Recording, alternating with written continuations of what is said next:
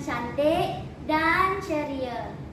Assalamualaikum warahmatullahi wabarakatuh.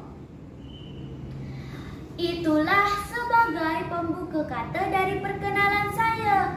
Saya akan bercerita asal mula Selat Nasi Kepulauan Riau.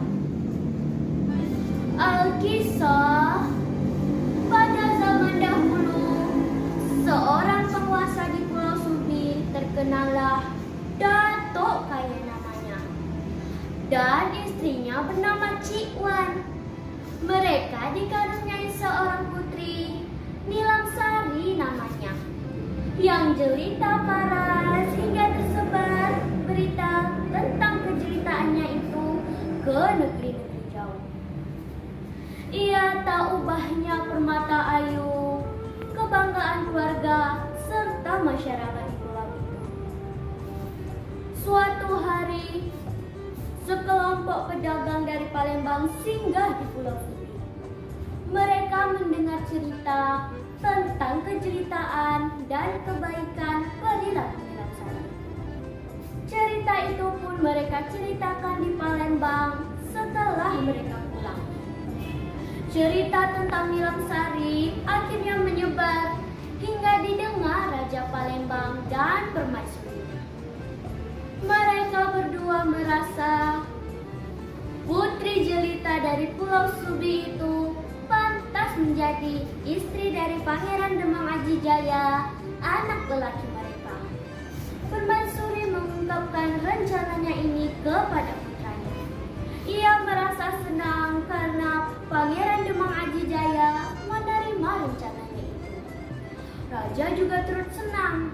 Sang raja lalu mengirim beberapa utusan kerajaan untuk meminang Nilamsari. Mereka terdiri dari beberapa orang dan seorang petinggi kerajaan.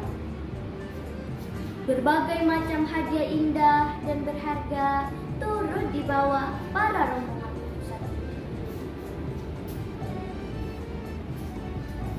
Wush, wush, wush. Setelah beberapa waktu berlayar, para rombongan akhirnya tiba di Pulau Subi. Bergegas turun menemui Datuk Kaya, mengungkapkan kepentingan kedatangan mereka. Datuk Kaya merasa senang karena pinangan untuk putrinya.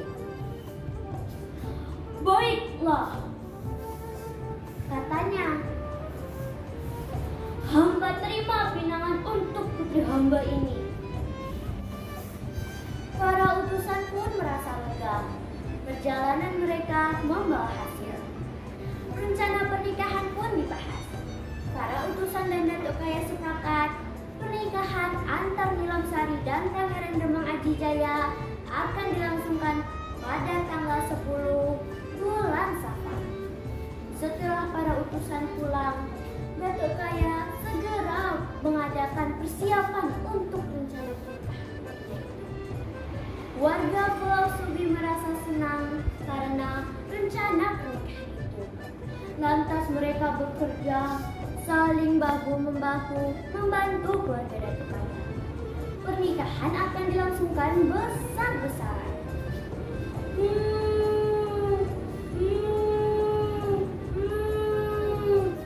Puluhan kerbau, embe, embe, embe, dan suara kambing bersembunyi.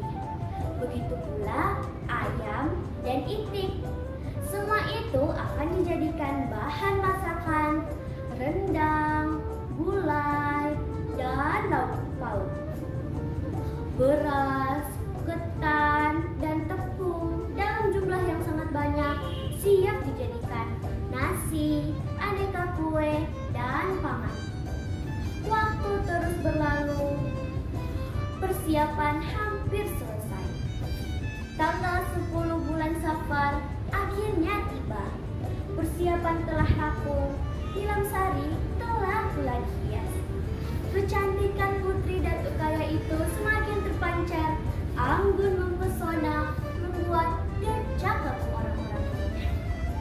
Busana yang ia kenakan nampak indah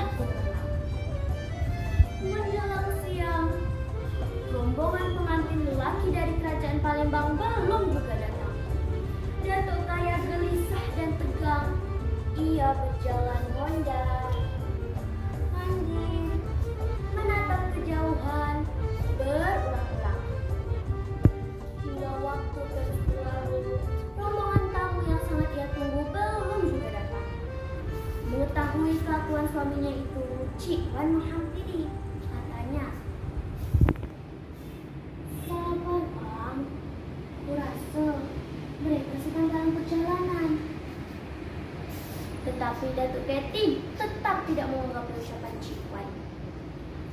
Menjelang sore, rombongan tamu dari Kerajaan Palembang belum juga datang.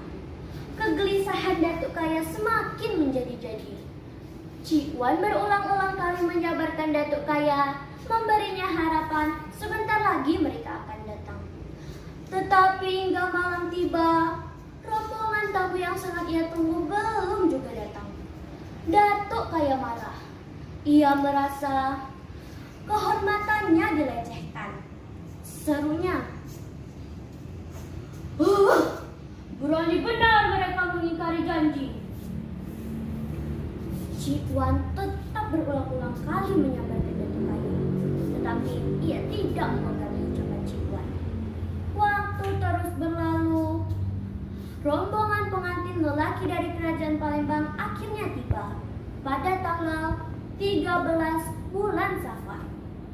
Pangeran Demang Aji Jaya dan Nilam Sari pun segera dinikahkan. Cik Wan kebingungan. Masakan dan makanan yang mereka buat untuk pesta pernikahan telah basi. Apalagi yang harus mereka hidangkan untuk menyuguh para tamu dan segenap undangan. Cik Wan memberitahukan masalah ini kepada suaminya. Sarannya, "Bagaimana jika kita masak lagi, Pak, untuk menyuguh para tamu dan undangan?" Datuk Kaya yang sedang murka itu menolak saran istrinya. "Tidak!" tegas jawab Datuk Kaya. "Mereka yang mengingkar janji pantas makan masakan yang kita buat." Namun Cik Wan tetap berulang-ulang kali menyabarkan Datuk Kaya. "Kurasa," katanya, "mereka tidak sengaja mengingkari janji. Pasti ada hadangan. Hadangan itu membuat mereka tidak dapat datang pada tanggal 10. Namun Datuk Kaya tetap tidak mengagapi ucapan Cik Wan. Ternyata betul dugaan Cik Wan. Kapal rombongan yang ditumpan pengantin lelaki dari Kerajaan Palembang diterjang badai. Kapal tidak mungkin melanjutkan perjalanan dengan menerjang badai yang mengganas. Nahkoda kapal lalu membelokkan kapal ke pulau untuk berlindung. Mereka melanjutkan perjalanan setelah badai mereda. Akibatnya, mereka terlambat 3 hari dari waktu yang telah disepakati. Cik Wan yang mengetahui penyebab keterlambatan rombongan pengantin dari Kerajaan Palembang memberitahukan Datuk Kaya agar mereka masak lagi. Namun Datuk Kaya tetap bersikeras. Akhirnya kemarahan Cik Wan tersulut. Katanya, "Baiklah, jika abang tetap bersikeras, jatuhkan talak 1 padaku." Datuk Kaya yang sedang murka itu tidak menjatuhkan talak 1 pada Cik Wan, namun talak 3 pada Cik Wan. Datuk Kaya mengambil nasi basi dan menghambur-hamburkannya di tanah hingga menyerupai bentuk selat. "Ingat!" seru Datuk Kaya. "Kita bercerai sebatas nasi basi ini." Tiba-tiba, laut bergelora dan badai menderu-deru menerjang Pulau Subi hingga pulau itu terbelah menjadi 2. Batasan belahan pulau itu persis seperti nasi basi. Belahan kecil milik Cik Wan, sedangkan belahan besar milik Datuk Kaya. Adanya di kemudian hari, selat pembatas itu dinamakan Selat Nasi. Teman-teman, pesan yang dapat kita ambil dari cerita ini adalah tidak boleh sombong dan banyak mendekatkan diri kepada Sang Pencipta, Tuhan Yang Maha Esa. Wassalamualaikum warahmatullahi wabarakatuh.